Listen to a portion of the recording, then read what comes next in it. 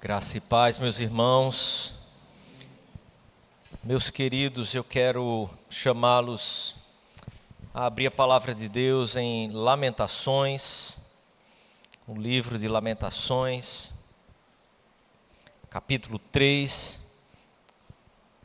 Lamentações após o livro de Jeremias. Eu quero ler alguns versículos com os irmãos, apenas para termos como base aquilo que quero pensar com você no contexto do livro inteiro. Então,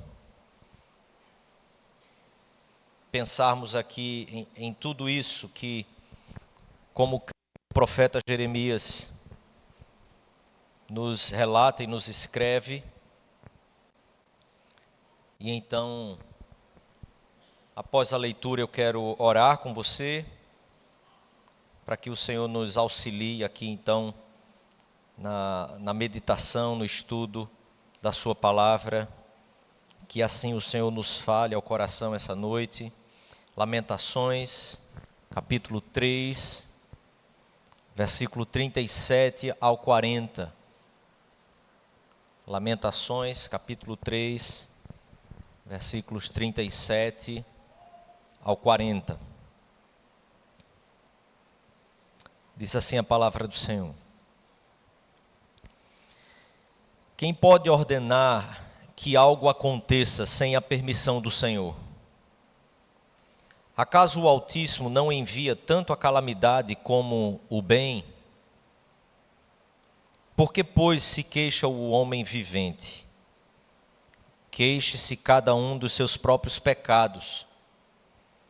Esquadrinhemos os nossos caminhos, provemo-los e voltemos para o Senhor. Vamos orar? Feche os seus olhos. Peça que o Senhor fale ao seu coração, querido, através da exposição da sua palavra, que Ele nos corrija, nos traga, nos converta a Ele, mais um dia, mais uma noite, que Ele tenha misericórdia de nós. Espírito Santo do Senhor,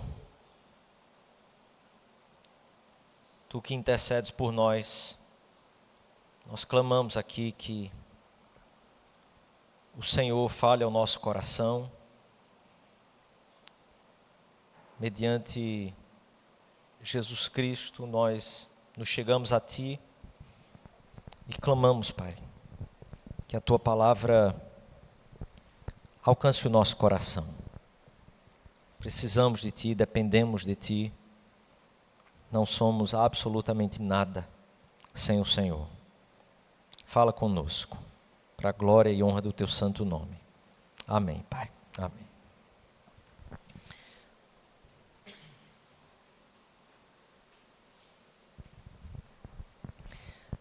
Meus irmãos, eu não sei se você tem frequentado o seu pequeno grupo, não sei se você, frequentando o seu pequeno grupo, percebeu, de certa forma, uma liturgia ou um fluxo que o pequeno grupo sempre chama você a viver.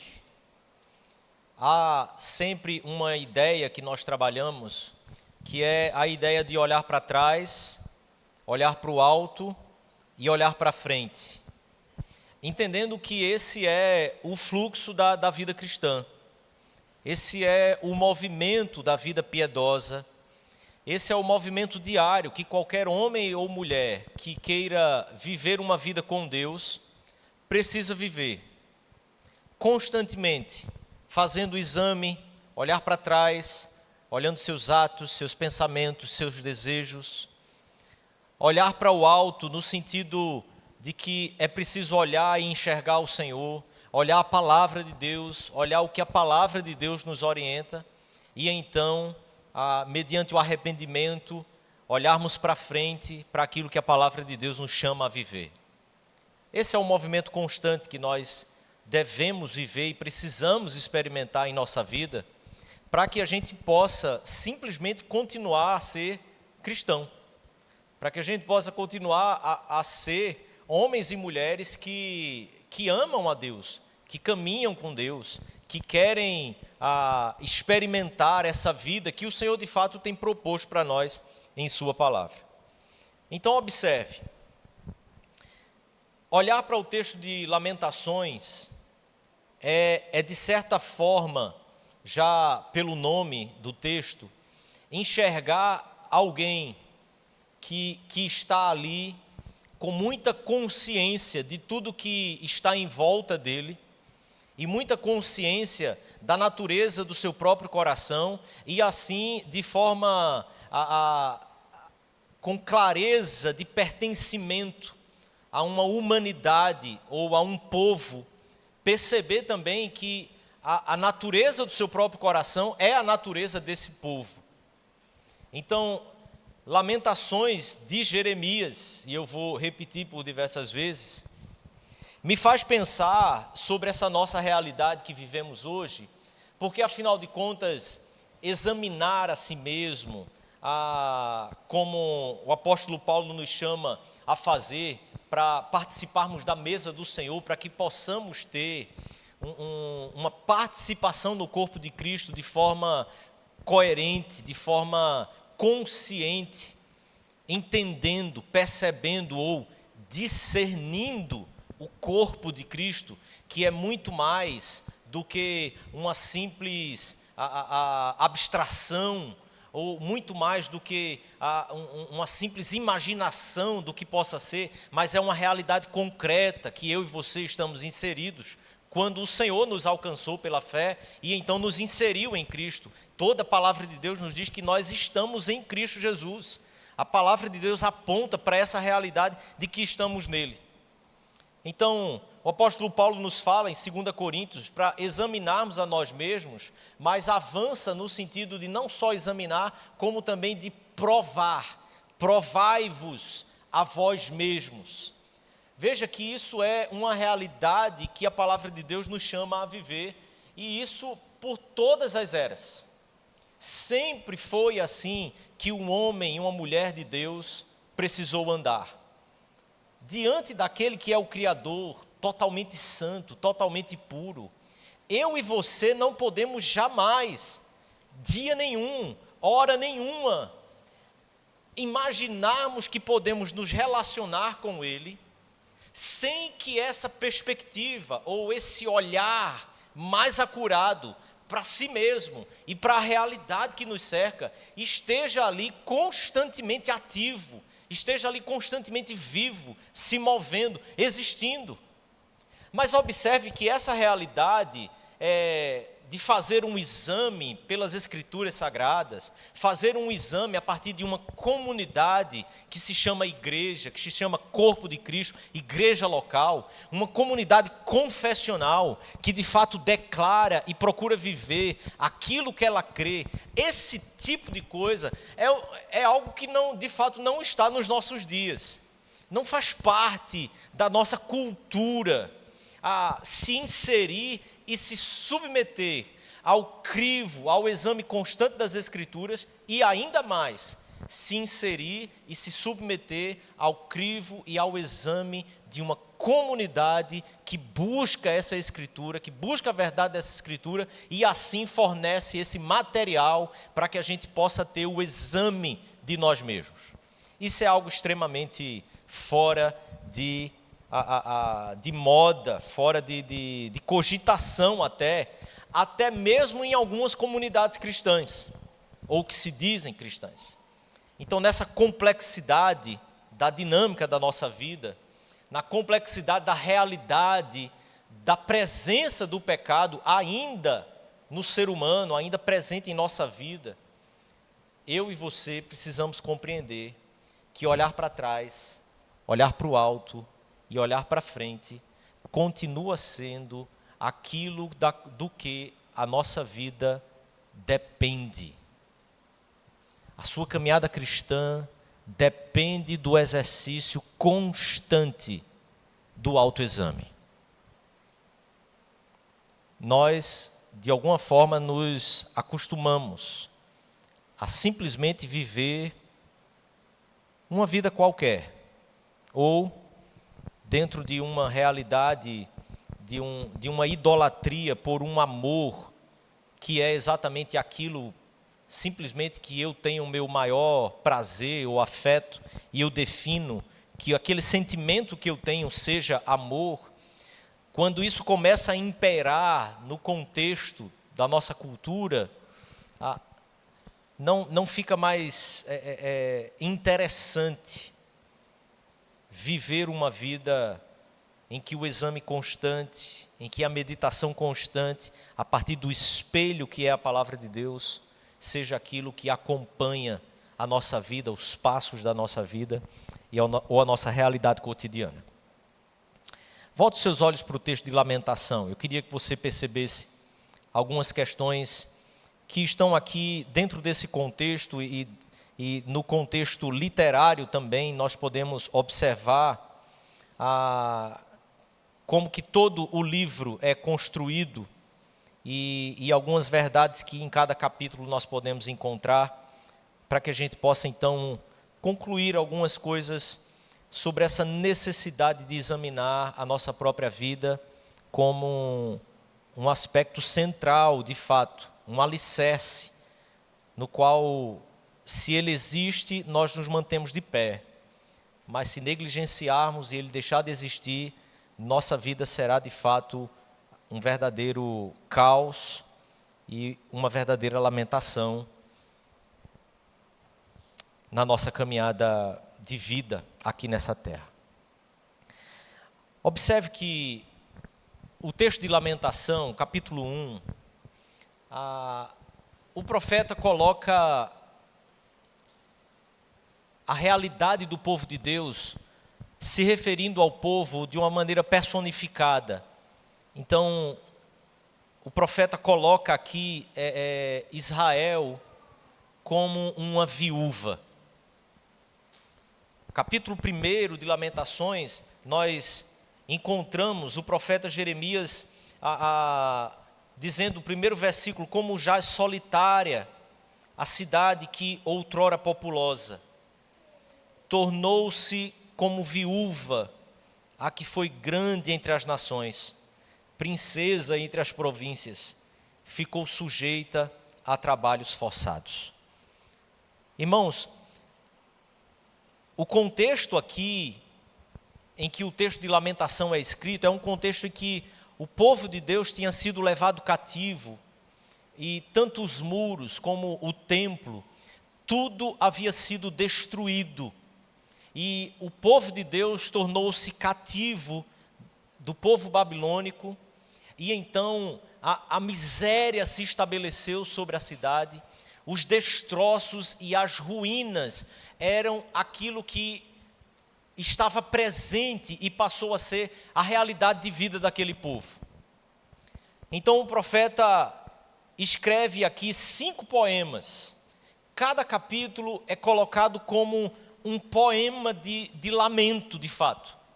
E há vários livros, há vários textos das Escrituras que expressam assim, que são escritos dessa forma poética, lamentando, e que de certa forma expressa as dores e as necessidades mais profundas da alma humana, dirigindo-se a Deus, e que muitas vezes nos causa estranheza a própria maneira de se dirigir a Deus, em que os profetas, o poeta se refere ali, mas eles trabalham esse gênero literário exatamente para mostrar como que diante do Senhor a nossa alma precisa se desnudar.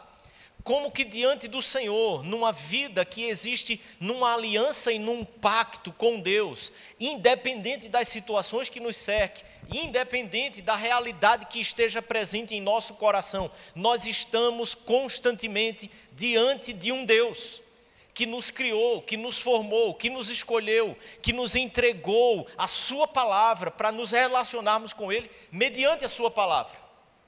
O profeta Jeremias, então, nos coloca aqui, ou coloca o povo de Deus aqui como essa viúva que chora que lamenta a perda daquele que representava para ela exatamente a sua fonte de sustento, de alimento, de amor, de vida, de provisão, de absolutamente tudo. Agora ela é uma viúva que chora pelas praças, que chora pelas calçadas, que se prostra, lamentando a perda total daquilo que era a sua própria vida. É interessante perceber que cada capítulo de Lamentações, ele segue como um acróstico, e cada versículo se inicia com uma letra do alfabeto hebraico. A ideia, quando um poema vai se estabelecendo dessa forma, é mostrar exatamente toda uma perfeição de Deus na condução de todas as coisas, e ainda que essa relação com Deus, olhando para toda a existência, olhando para todo o sofrimento que cai sobre aquele povo, o poema tenta revelar aqui uma soberania e uma orquestração que o Senhor tem sobre todas as coisas. Então, além de todas as coisas, ou apesar de todas as coisas que nos cercam, Deus é aquele que tem tudo encaixado num perfeito lugar, onde Ele determinou, onde Ele já elaborou para que todas as coisas fossem dessa forma.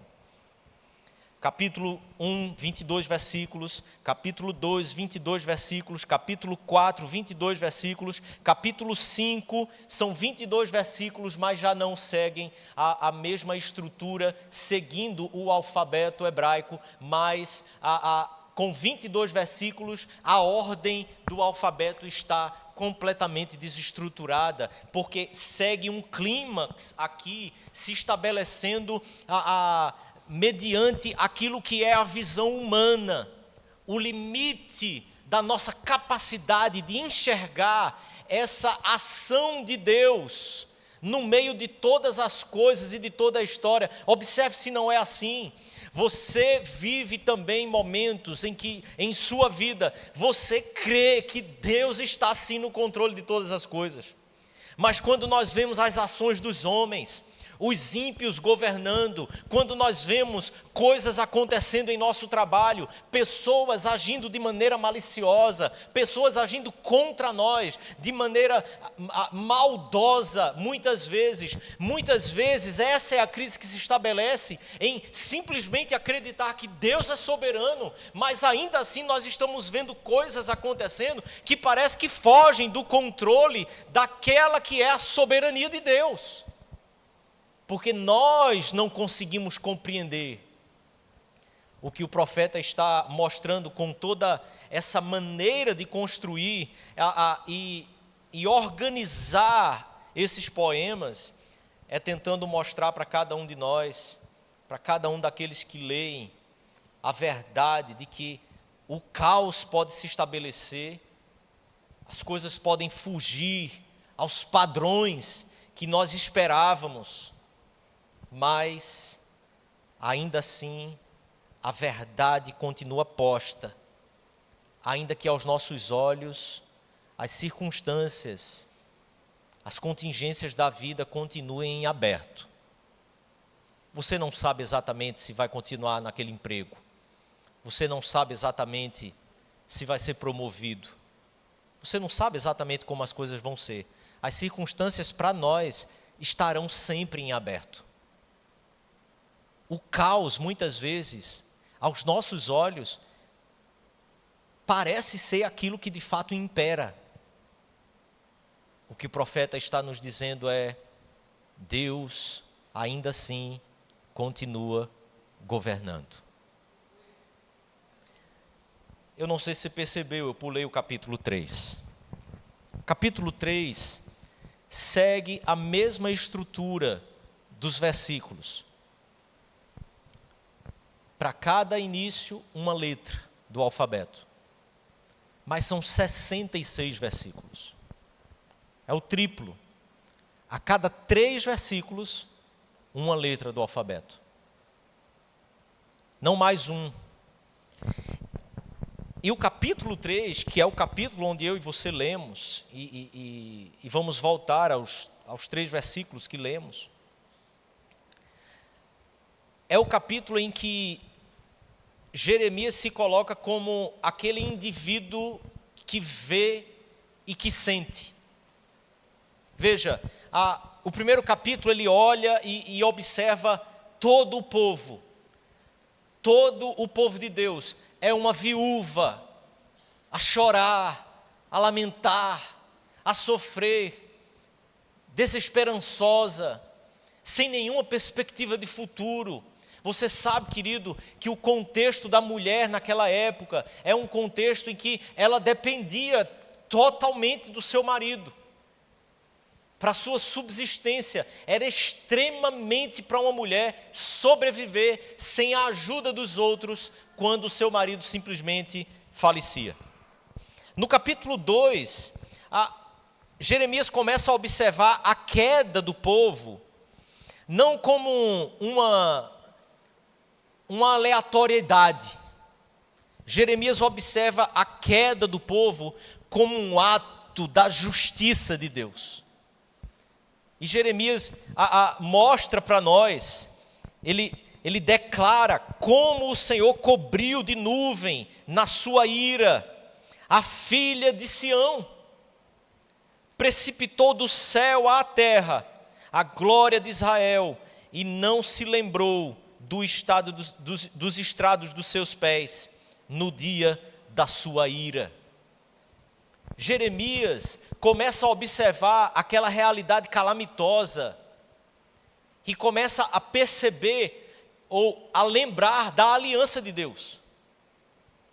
O que está acontecendo aqui é que um povo que viveu 540 anos mais ou menos, observe, isso é mais tempo, querido, do que eu e você conhecemos sobre o nosso país. Isso é mais tempo do que o Brasil tem de descobrimento, vamos chamar assim, para se fazer entendido, deixando de lado aqui, essas questões históricas. Mas veja, esses 540 anos foram 540 anos de glória.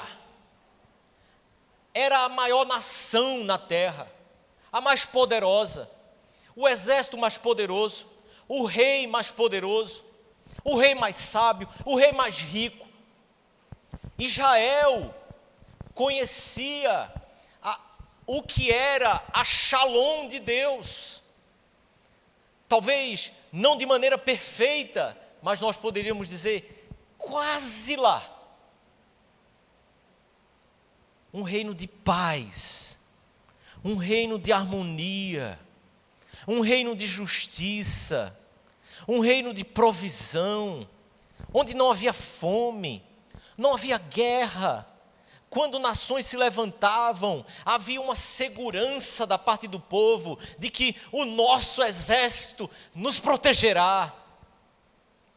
Após 540 anos, mais ou menos, esse povo agora vive já há mais de uma década a mais profunda miséria. A mais profunda miséria. Jeremias se coloca então percebendo que essa realidade exterior é aquela que mexe com o nosso coração, mas apesar de tudo, ele estava vendo a justiça de Deus se estabelecendo. Deus estava agindo. Deus estava fazendo aquilo. Foi o Senhor que derramou da sua ira. E observe que quando a palavra de Deus fala ira de Deus, ela não está trazendo aqui uma raiva descontrolada. Sabe, quando muitas vezes nós, parece que a nossa tampa, já não aguenta mais segurar as coisas que estão dentro de nós e nós simplesmente explodimos. Não é disso que a palavra de Deus fala. A ira de Deus é uma referência à justiça de Deus. Há uma aliança, a condição da aliança está estabelecida. Se andarem assim, é bênção. Se andarem para cá, é maldição. Deus está exercendo a sua justiça. É isso que é a ira de Deus. No capítulo 3 agora, Jeremias sai daquilo que é olhar para a nação, olhar para a realidade externa e começa a olhar para si mesmo, para a realidade do ser humano. Ele torna-se aquele indivíduo que vê. Observe que do versículo 1 ao versículo 20 é exatamente esse indivíduo. Ele diz: eu sou o homem que viu a aflição. Versículo 1. A vara do furor de Deus.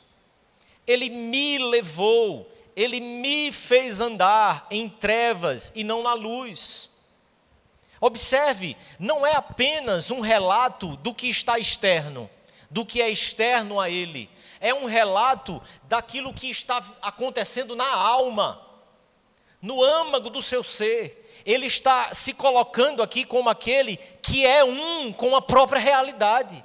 Ele é um com a própria tristeza do povo, com a calamidade que se abate sobre o povo. Aquilo o fere também. Ele faz parte daquilo. Ele não é alguém que está isento daquilo, embora ele fosse o profeta. Embora provavelmente ele pudesse se queixar na sua humanidade e pecaminosidade, pudesse dizer a Deus: Deus, mas eu tenho andado em fidelidade ao Senhor. Mas eu tenho ouvido a tua voz. Eu tenho caminhado contigo, eu tenho pregado a tua palavra. O povo é que não ouviu, mas eu sou aquele que viu, eu sou aquele que andou pelo vale. Ele me levou, me fez andar em trevas e não na luz. Deveras, ele volveu contra mim a mão de contínuo todo o dia. Observe, é a expressão da alma. Você já percebeu que na nossa cultura, principalmente evangelical, verbalizar o sofrimento mais profundo, mais cru que existe em sua alma, parece que é coisa assim de quem não é crente, de quem não é um cristão piedoso, verdadeiro, não conhece Deus. Quando nós aprendemos essa estrutura bíblica, nós deixamos os nossos milindres, os nossos medinhos, e nós começamos a aprender como Deus nos ensina a mover nossa alma de fato, diante dEle, diante de nós mesmos, diante dos outros. Ele moveu sua mão contra mim, ele fez envelhecer, observe versículo 4, a minha carne, a minha pele despedaçou despedaçou os meus ossos, edificou contra mim, me cercou de veneno e de dor, fez-me habitar em lugares tenebrosos, como os que estão mortos para sempre. Até mesmo quando nós estamos diante de alguém que nós queremos abrir a nossa alma, e com vontade a gente até busca isso.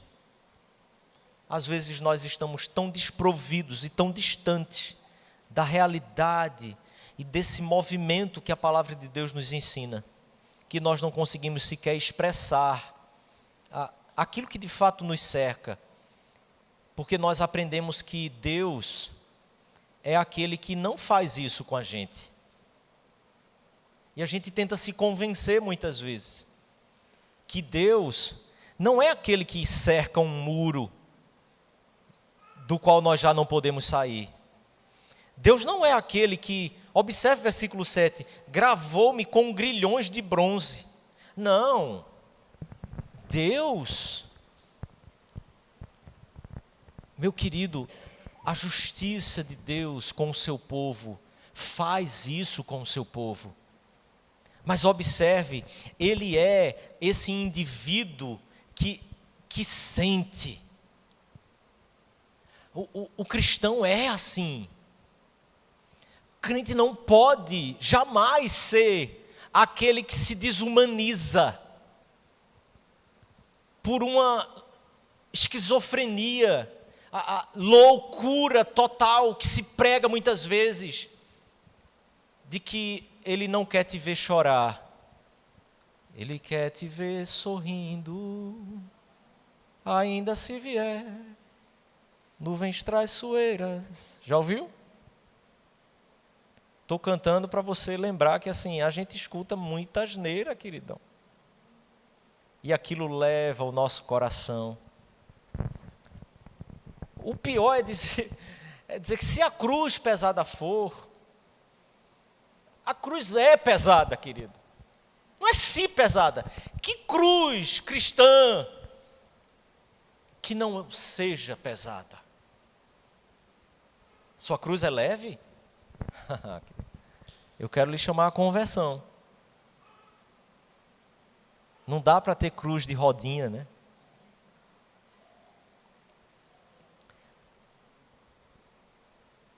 Mas pule para o versículo 21, para a gente seguir.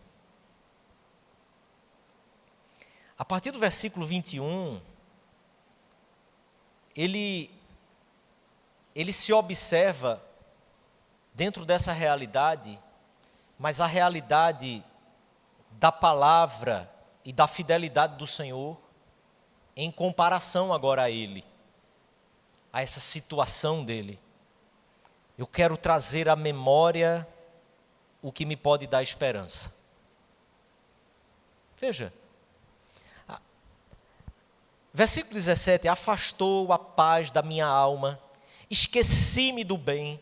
Então disse eu, já pereceu a minha glória, como também a minha esperança no Senhor. Meu irmão, isso somos nós. Isso é o ser humano. Aprenda de uma vez por todas. As suas sensações não vão sempre condizer com aquilo que você simplesmente crê. A tua fé não estará muitas vezes em paridade com aquilo que está oscilando dentro de você. E muitas vezes, se com honestidade que o Senhor nos chama a andar, eu e você de fato examinar a nossa alma, observarmos como a nossa alma anda caída, nós vamos perceber que num certo limiar, muitas vezes nós só não enlouquecemos, porque é o Senhor que nos sustém.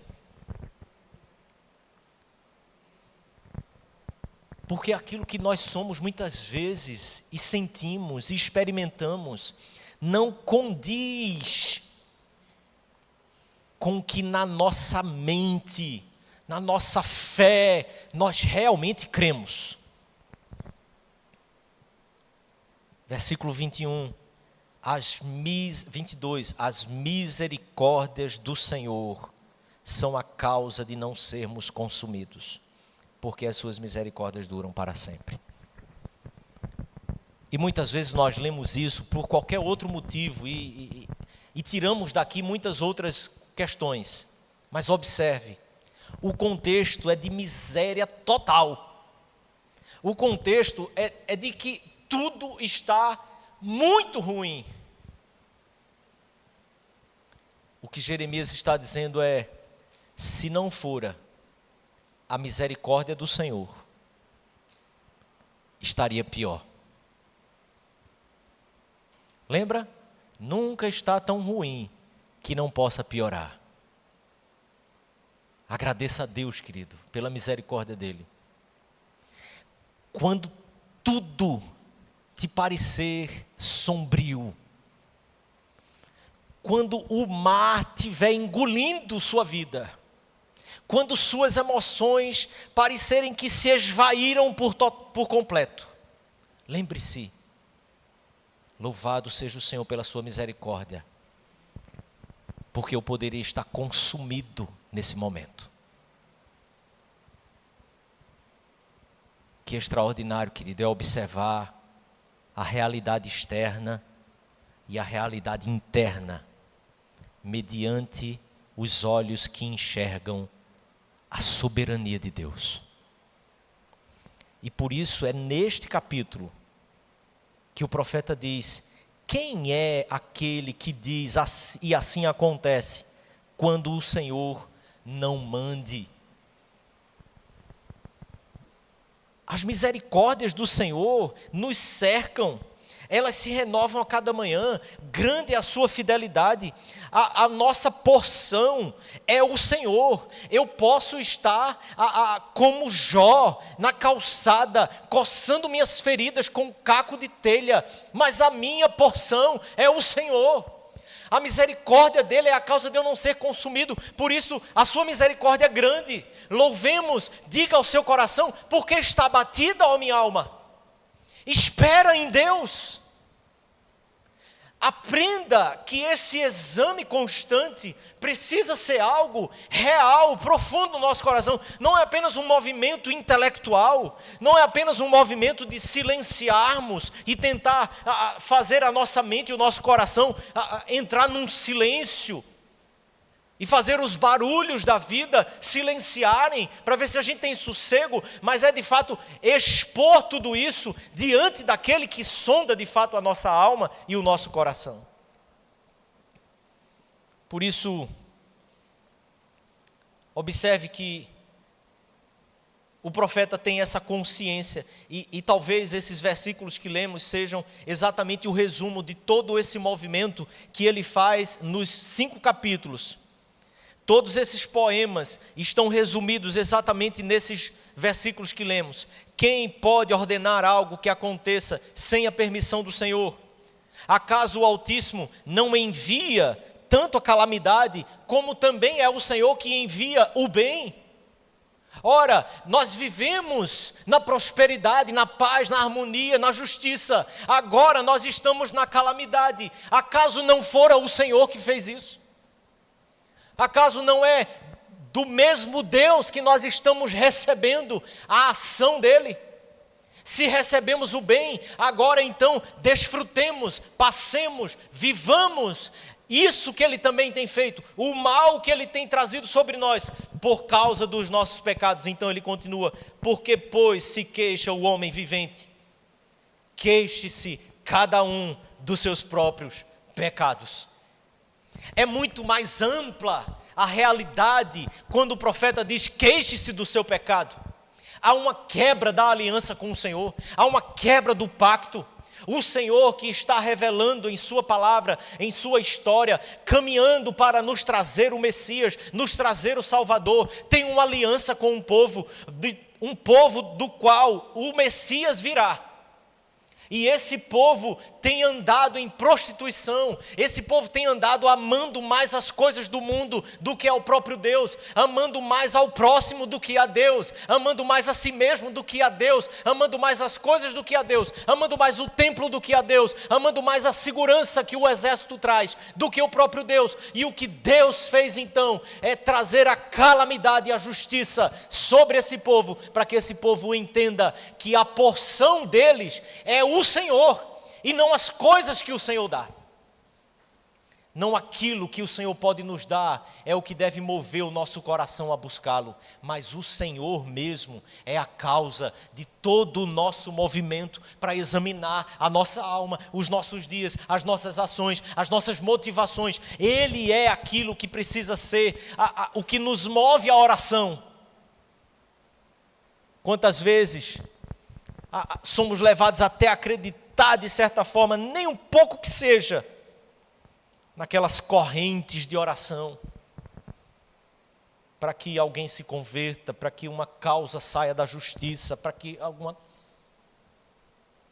Como se a oração fosse movida em nós por causa de coisas que nós queremos conquistar. O jejum, muitas vezes, fazemos porque queremos conquistar. Mas o Senhor Jesus nos ensina que é para que a gente tenha mais da presença dEle. Mas nós estamos atraídos por tudo o que esse mundo tem e que Deus pode nos dar. E nos esquecemos muitas vezes de que é Ele que deve ser o nosso principal alvo. Acaso não procede do Altíssimo tanto mal como o bem? Porque se queixa o homem vivente, queixe-se cada um dos seus próprios pecados. Esquadrinhemos os nossos caminhos, provemo-los e voltemos para o Senhor. Por isso, querido, eu quero pensar que esse exame da realidade que nos cerca é esse ponto de partida para esse exame da nossa alma, esse examinar para compreender a realidade, percebendo essa soberania de Deus, mas também a imanência de Deus. Deus não está longe, Ele está em nosso meio, agindo na realidade que nos cerca hoje. Esse exame, então, precisa ser feito mediante a palavra de Deus. Esse exame interior agora, que é um olhar desconfiado, é um olhar que diz, queixe-se de si mesmo, queixe-se dos seus próprios pecados. Quantas vezes, querido, tudo que acontece em nossa volta, ou que acontece conosco, faz com que os nossos olhos se voltem para o que está errado fora de nós. Mas a palavra diz, olhe para você mesmo, queixe-se de si mesmo. Esse olhar desconfiado, perceber essa capacidade que nós temos de produzir, por menores que sejam, por mais escondidas e sutis que sejam, produzir tudo que nos afasta de Deus, tudo que nos afasta de sua glória. Joel Bick diz que as consequências de nós nos omitirmos desse autoexame é apenas uma coisa: a dureza do nosso coração. As consequências de nós simplesmente deixarmos de observar a realidade que nos cerca e a realidade que está dentro de nós, diante do escrutínio da palavra de Deus, diante daquilo que a palavra de Deus reflete sobre você mesmo. As consequências que isso tem para a nossa vida são danosas, porque elas começam exatamente com um coração que começa a endurecer, começa a não enxergar mais essa realidade. Por isso, temos que aprender a nos queixar de nós mesmos. Provérbios capítulo 4 diz, pondera, aplana a vereda dos teus pés e todos os teus caminhos sejam retos. O próprio profeta Jeremias, no texto de Jeremias capítulo 17, versículo 10, agora nos alerta dizendo que o Senhor é que esquadrinha o nosso coração e que prova os nossos pensamentos. Agora então nós temos um desafio ainda maior. É que nós precisamos olhar para tudo isso que nos cerca, mas precisamos enxergar que até a capacidade que eu e você temos de examinar o nosso coração também está danificada. A própria capacidade de eu e você olharmos para aquilo que está em nossa alma e enxergar com clareza aquilo que de fato está errado em nós, essa capacidade também está danificada pelo pecado, prejudicada pelo pecado. Há um livro, certamente você lembra que eu sempre cito muito, do Richard Baxter, do quebrantamento, o espírito de humilhação. Quando ele fala ali sobre autoexame, o Richard Baxter diz que nós não podemos dar crédito de forma muito fácil ao nosso coração. Não podemos de forma muito fácil confiar no nosso coração. ele é traiçoeiro. Não podemos acreditar que temos essa habilidade em nós mesmos. Paulo diz em 1 Coríntios que só o Espírito de Deus é que sonda todas as coisas, até mesmo as profundezas de Deus. Eu quero aproveitar vamos dizer, o ensejo. Nós estamos nos aproximando do nosso simpósio. Eu quero sugerir a você, querido, um livro pequenininho, A Prática Bíblico-Puritana do Autoexame, do Christopher Vicente, que é nosso palestrante no simpósio. Quanto a esse exame e a prática dos puritanos, ele diz que a conclusão deles é que se Deus sonda o coração de forma completa e perfeita, tendo a correta interpretação do estado desse coração, então somente Deus tem a capacidade de dar ao nosso autoexame algum fruto, bom que seja.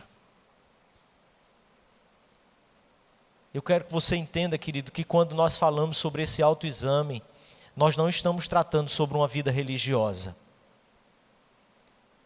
Nós não estamos tratando de uma vida farisaica. Nós estamos tratando de uma vida que começa a olhar muito mais para Cristo e para a sua palavra. Para compreender que não são homens, nem eu mesmo, quanto a mim mesmo, que posso tirar algum bom fruto nessa atividade de examinar a alma, mas somente Deus mediante sua palavra. Thomas Watson diz que o autoexame, sendo esse ato reflexivo, é algo completamente difícil ao ser humano. É difícil olhar para dentro de si mesmo, é difícil ver a face da nossa própria alma. É difícil enxergar como nossa alma tem andado feia, e é difícil perceber que maquiagens não podem resolver o problema da nossa alma. O olho, diz o Thomas Watson, pode ver tudo, mas nós não vemos a nós mesmos. Talvez quando criança você já tentou fechar os olhos e olhar para dentro de si mesmo. Já percebeu? Você não vai ver nada. É assim. Como é que eu e você podemos ponderar os nossos caminhos? Como é que eu e você podemos fazer como o profeta Jeremias? Olhar para tudo que nos cerca, olhar para dentro de nós, enxergar as alianças do Senhor, enxergar a justiça de Deus, enxergar a providência de Deus nos fazendo e nos conduzindo aos seus planos, nos conduzindo ao seu Filho, nos conduzindo àquele que pode nos trazer de fato tudo o que a nossa alma deseja e necessita. Tiago, capítulo 1, se você puder abrir. Capítulo 1, versículo 23. O apóstolo diz: porque se alguém é ouvinte da palavra e não praticante, assemelha-se a um homem que contempla num espelho o seu próprio rosto natural, pois a si mesmo se contempla, e se retira, e para logo se esquece de como era a sua aparência.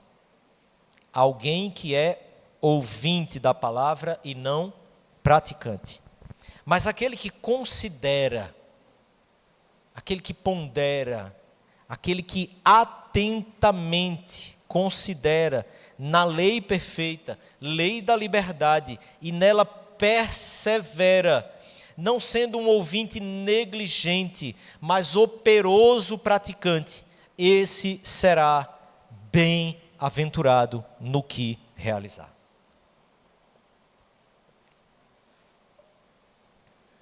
Nós iniciamos dizendo exatamente que esse é um movimento constante da nossa vida.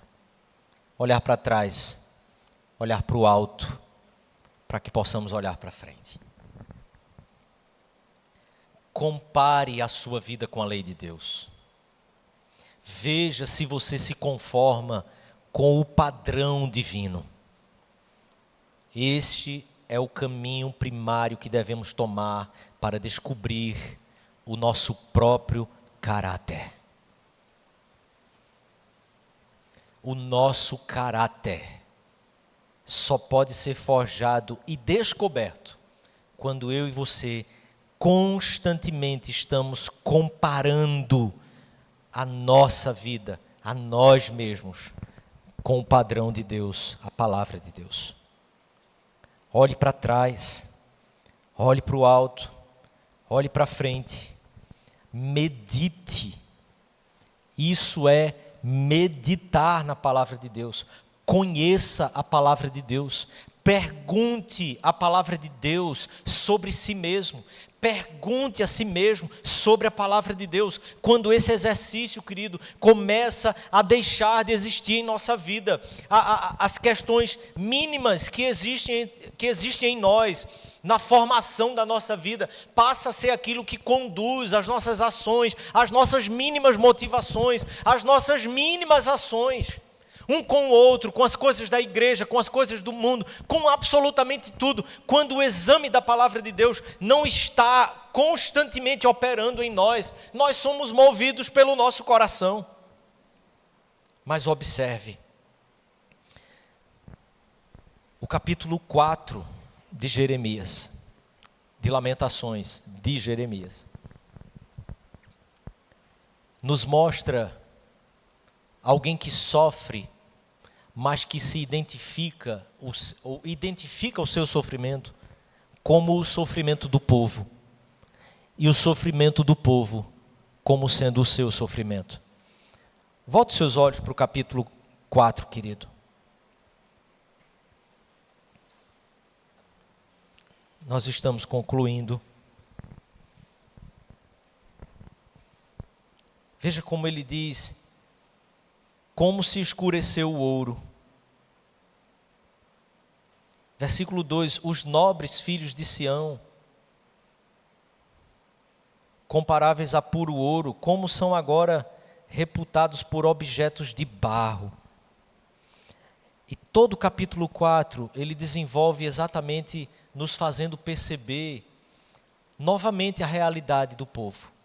Novamente a realidade que se abate sobre eles, mas há algo que ele faz aqui que nenhum dos outros capítulos ele faz, e todos os capítulos são assim, existe sempre uma especificidade, cada capítulo segue uma ordem, mas tem algo específico só dele, cada poema é único aqui, assim como a nossa vida.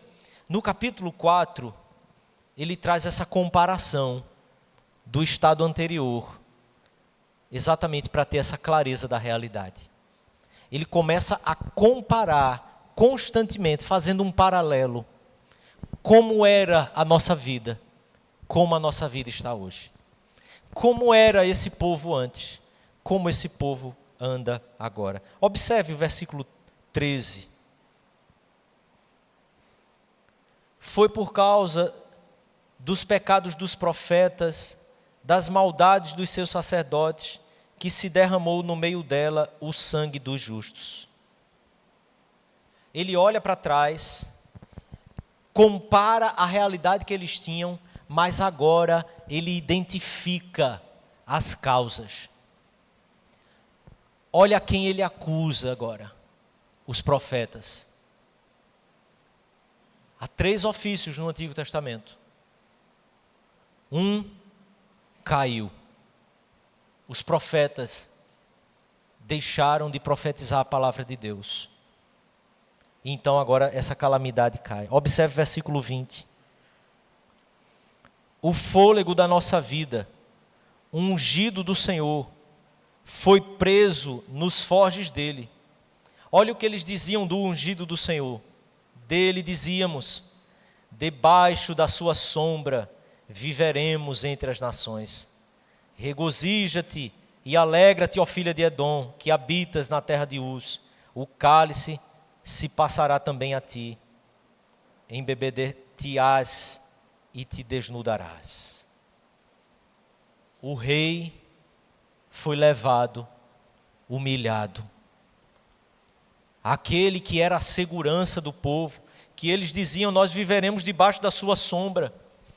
Mais um ofício cai A ira do Senhor se espalha, erram como os cegos nas ruas, andam contaminados de sangue, de tal sorte que ninguém lhes pode tocar as roupas. Apartai-vos, imundos, gritavam-lhes.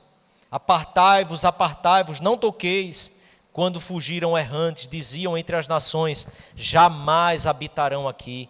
Os nossos olhos ainda desfalecem, esperando vão o socorro. Temos olhado das vigias para um povo que não se pode livrar.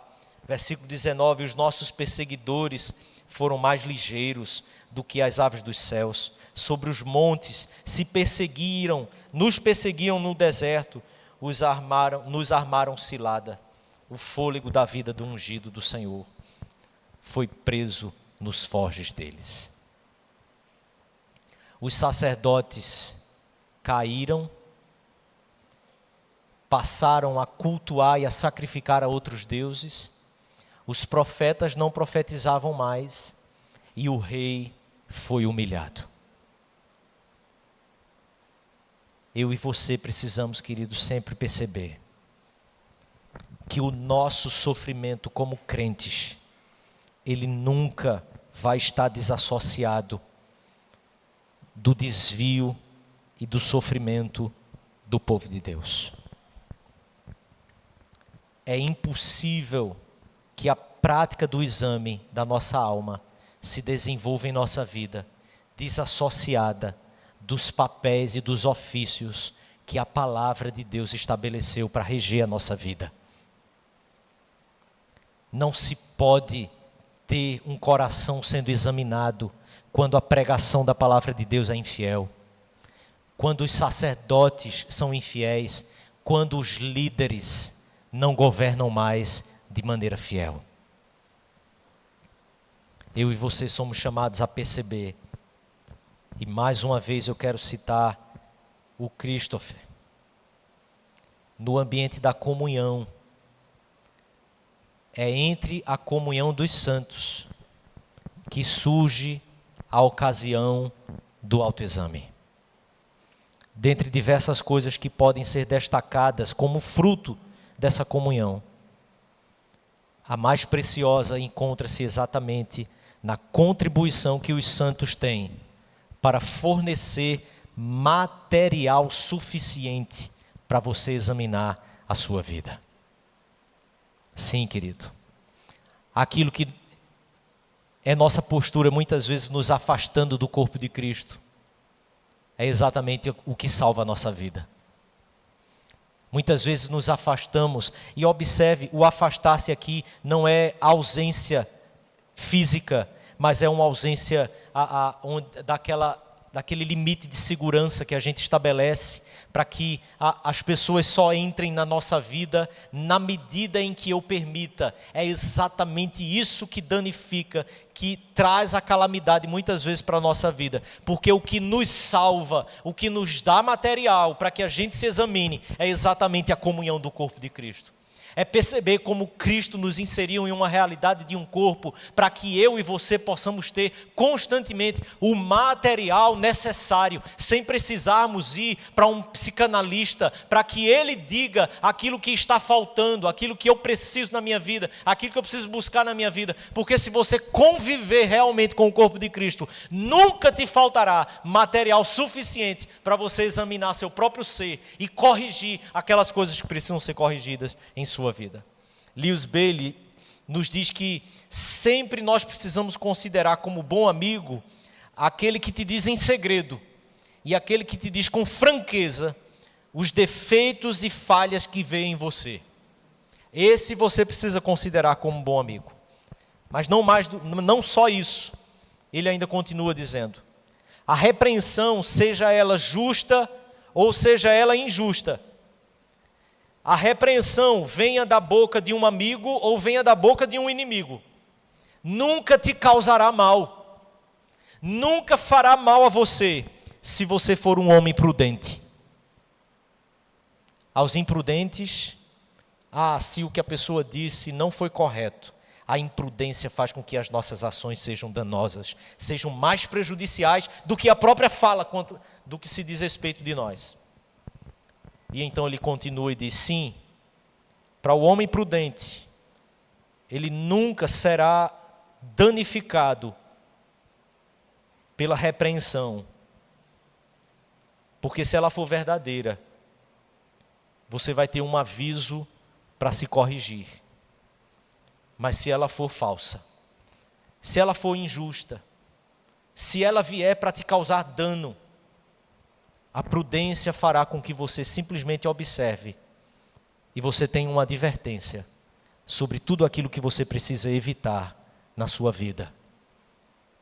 Porque quando nós queremos alcançar a imagem e semelhança de Cristo, continuar buscando isso, até mesmo as coisas que dizem sobre nós, que são falsas, elas serão sempre uma imagem que nos fornecerá o material para que a gente saiba: eu não posso ir nessa direção, eu não posso viver dessa forma, eu não posso ser assim. Mas se você, querido, olhar, examinar, prescrutar, esquadrinhar, gastar o seu tempo, sem, no entanto, partir desse pressuposto correto: Cristo Jesus, a obra dele, é Ele que é o meio, é Ele que é o fim, é Ele que é o padrão, é Ele que te dará força, é Ele que te dará consolo, é Ele que será plenamente capaz, a lente perfeita, para que esse exame seja correto na tua alma. Se você fizer tudo isso, mas esquecesse de Cristo, esquecesse dele como nosso parâmetro, esquecesse dele como nosso modelo, você fará isso de maneira simplesmente religiosa e fará isso de forma que te trará muito mais morte do que vida. Cada vez que você olha para si mesmo, você precisa olhar mais que 10 vezes para Cristo Jesus. Cada vez que você olha para a realidade da sua alma, é preciso olhar muito mais para Cristo Jesus. E para que a gente finalize então, eu quero mais uma vez citar o Christopher, mas agora parafraseando, para preencher o meu raciocínio, usando frases dele para concluir, com clareza talvez, para que eu e você saiamos daqui, querido, entendendo: algo precisa ser mudado na rotina do nosso dia. Olhar para Cristo é o meio efetivo do autoexame. Examinar a si mesmo é olhar para Cristo na palavra de Deus. É olhando para Ele que você terá bom senso. É olhar para Ele que vai trazer dependência. E essa dependência vai se traduzir em oração. Se você examinar a si mesmo, olhando para Cristo, isso traz para você dependência de Cristo. E essa consciência de que você depende dele, trará para você esse movimento da oração na sua vida. A oração não é um acessório para a nossa vida. A oração não é apenas algo que você usa quando você quer melhorar algum aspecto da sua aparência. Oração é a energia, a vitalidade que vai deixar você de pé quando você encarar a realidade que está dentro de você diante da palavra de Deus.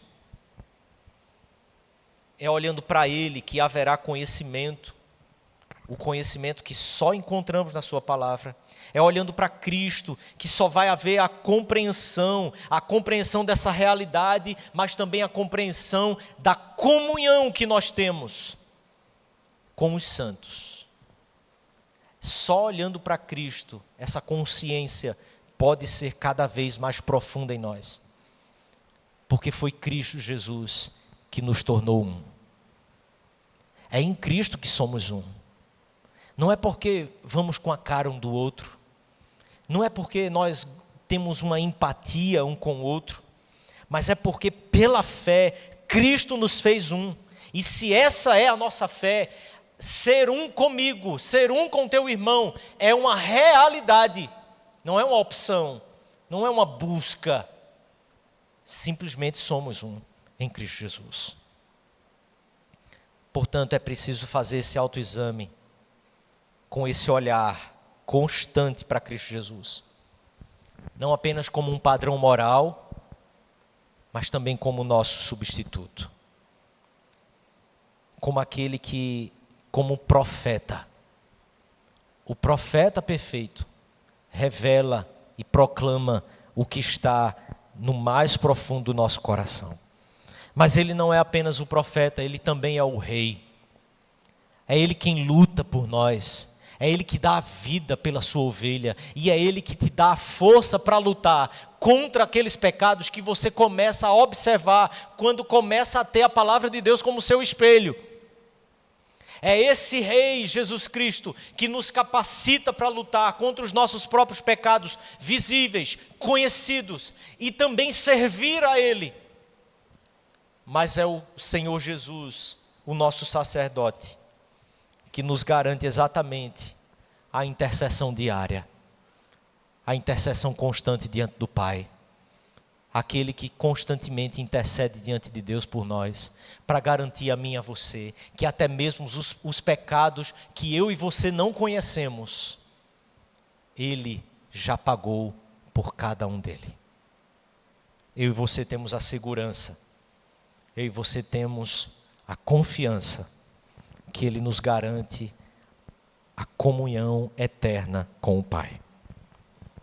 Nos últimos versículos de Lamentações, capítulo 5, 21 e 22. A palavra de Deus, então, diz a mim e a você, e o termo hebraico se refere a uma ação constante, diária, e não apenas como um ponto na história. Converte-nos a Ti, Senhor, e seremos convertidos. Renova os nossos dias como dantes. Por que nos rejeitarias totalmente? Por que te enfurecerias sobremaneira contra nós? O livro termina assim, com essa pergunta, tão retórica, porque é tão óbvia. Somos o povo de Deus. Clame a Ele, querido. Converte-me a Ti, Senhor, e serei convertido. Afinal de contas, se o Senhor tem uma aliança conosco, se Cristo nos amou quando éramos pecadores, por que não nos amaria, tendo Ele dado a vida por nós? Por isso o apóstolo Paulo diz, quanto mais agora Ele nos livrará da sua ira. A misericórdia do Senhor é a causa de não sermos consumidos. Examine, querido, o seu próprio coração. Examine e prove a si mesmo. Isso é para todos os dias. Feche os seus olhos. Vamos orar.